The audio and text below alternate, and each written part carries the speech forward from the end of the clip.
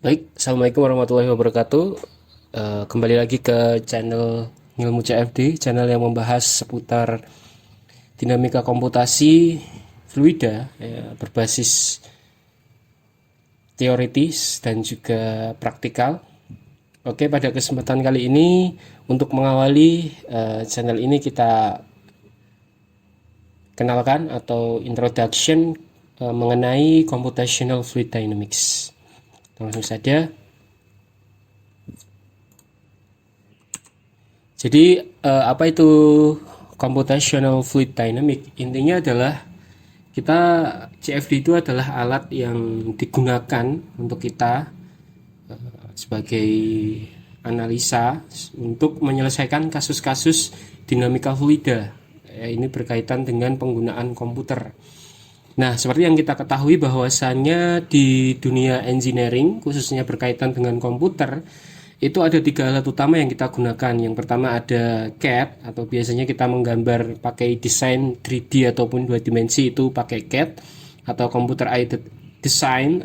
Kemudian ada CAE atau Computer Aided Engineering, di mana ini untuk pengembangan desain, biasanya untuk mengkalkulasi karakter atau karakteristik atau sifat-sifat yang ada di dalam desain kita. Kemudian ada yang terakhir nanti biasanya ada CAM atau Computer Aided Manufacturing, itu digunakan untuk kontrol manufaktur atau dalam proses manufaktur.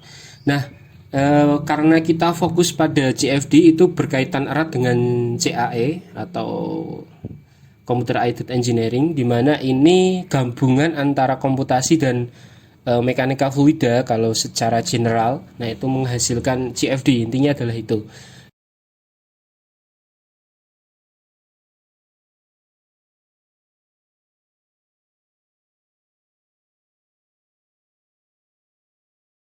CFD FEA ini biasanya untuk fluida. Untuk FEA atau finite element analysis ini biasanya digunakan untuk struktur solid. Nah, sebelum kita lebih dalam mengenalkan CFD, alangkah baiknya kita mengetahui ibaratnya cerita di balik CFD. Jadi dulunya itu ketika seseorang melakukan penelitian, itu umumnya menggunakan eksperimen, khususnya di abad 17 ya.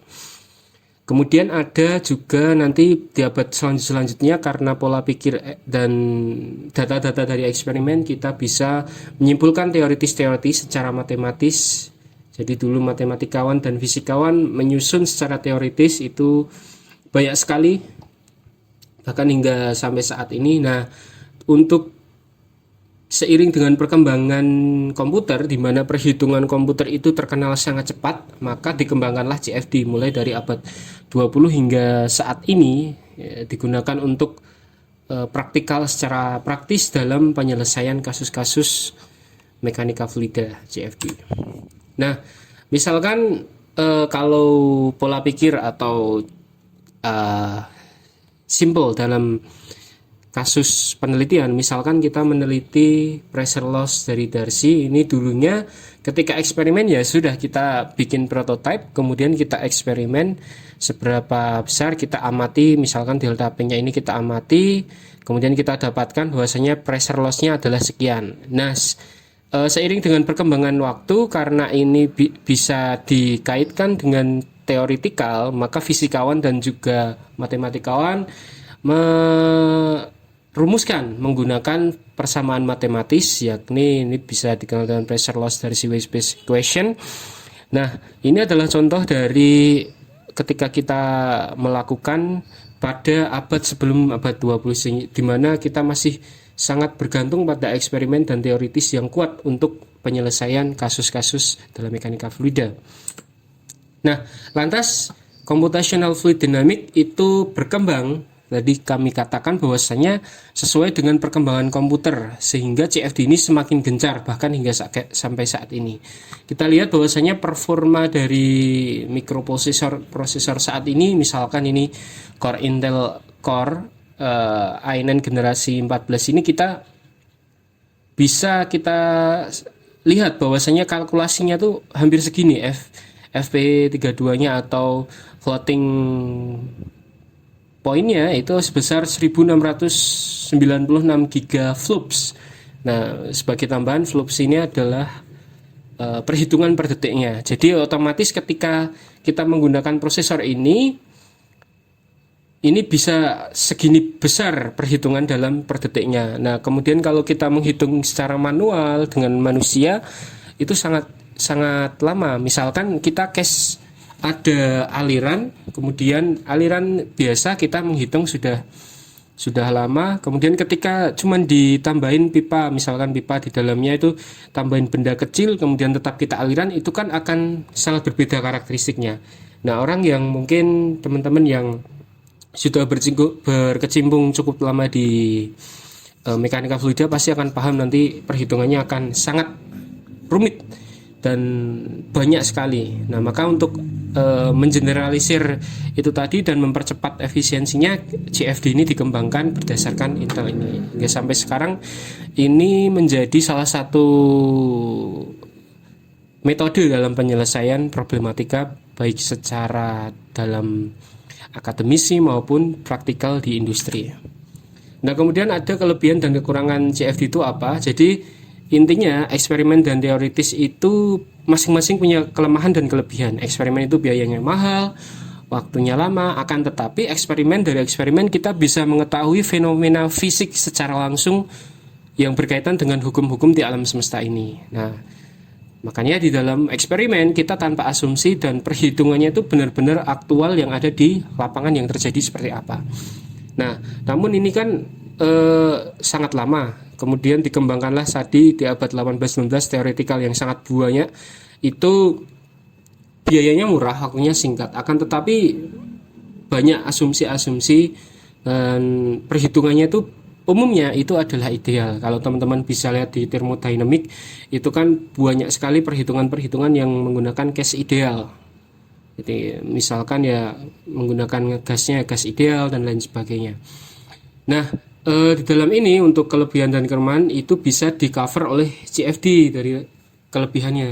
Nah, CFD itu biayanya murah, waktunya tergantung waktunya singkat, namun dibandingkan dengan eksperimen dia akan lebih cepat, namun dibandingkan teori mungkin lebih singkat teori. Kemudian untuk CFD itu masih ada asumsi-asumsi tergantung pemodelannya. Kemudian untuk perhitungannya itu didasarkan pada case-case yang sudah ada, maksudnya teoretikalnya itu kebanyakan sudah disesuaikan dengan kasus yang dilaksanakan sehingga hasilnya diharapkan bisa lebih mendekati dari apa yang terjadi secara eksperimen.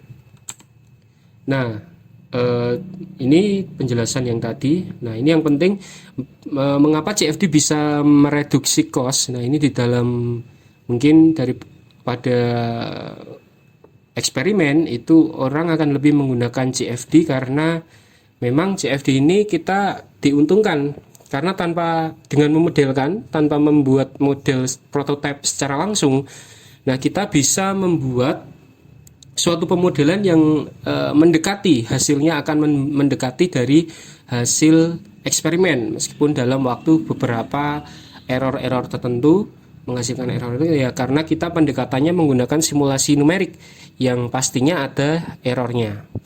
Nah, cuman ini memang di dalam pemodelan itu memerlukan kepekaan dan keahlian untuk berpikir secara kritis terhadap apa yang terjadi. Nah, misalnya sebagai contoh ini dalam pembukaan valve itu memang secara eksperimental mungkin kita bisa membuatnya. Cuman kita kan harus memodelkan ini dalam bentuk nyata. Ibaratnya kita harus membuat sistemnya ini.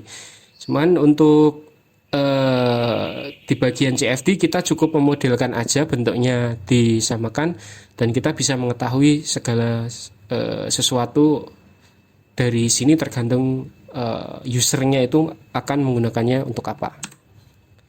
Nah, ini untuk kemudahan CFD. Yang pertama safety tentunya, universal tentunya, mobilitas dan detailnya itu bisa kita ambil dari hasil simulasinya.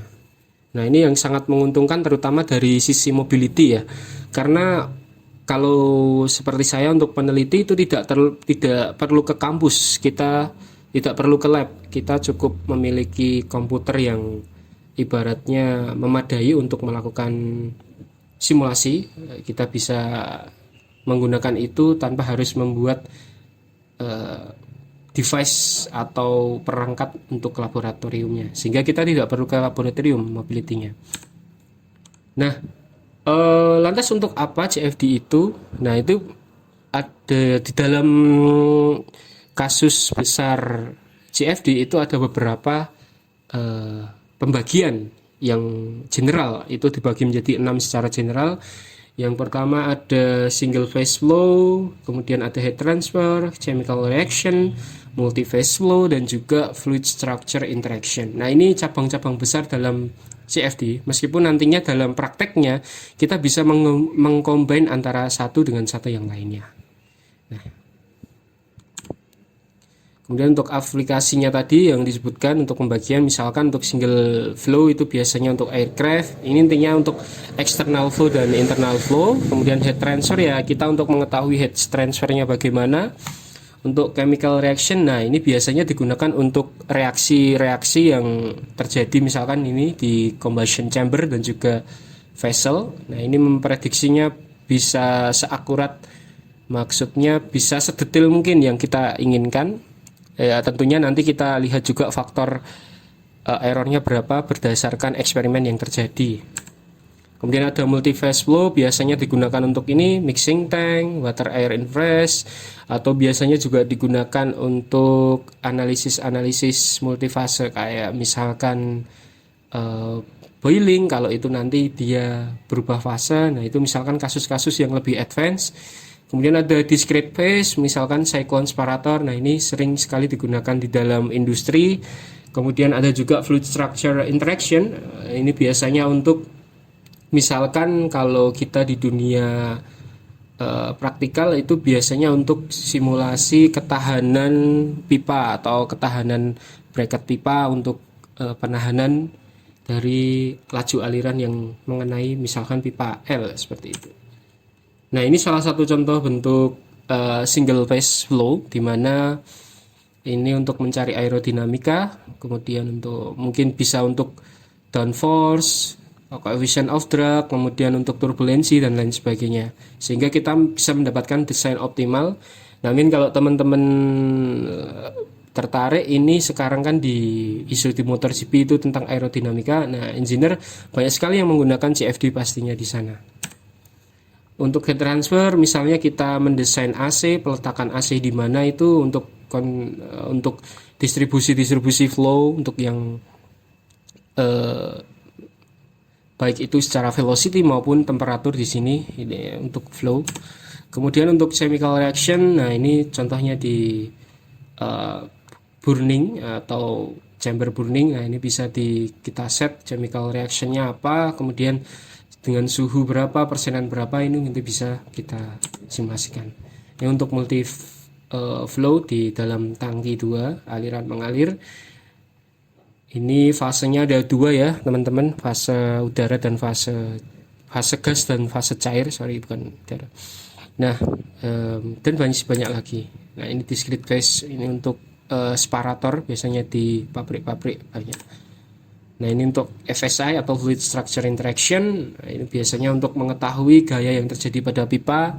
Nanti digunakan untuk menghitung misalkan desain bracket dari pipa atau cengkraman dari pipa ini berdasarkan gaya yang terjadi di sini. Mungkin cukup sekian untuk kali ini pada sesi ini. Mungkin untuk introduction kami cukupkan. Apabila salah mohon dikoreksi di komen, dan apabila ingin berdiskusi silahkan kontak email ke ngilmucfd@gmail.com. Sekian, ada kurang lebihnya mohon maaf. Wassalamualaikum warahmatullahi wabarakatuh.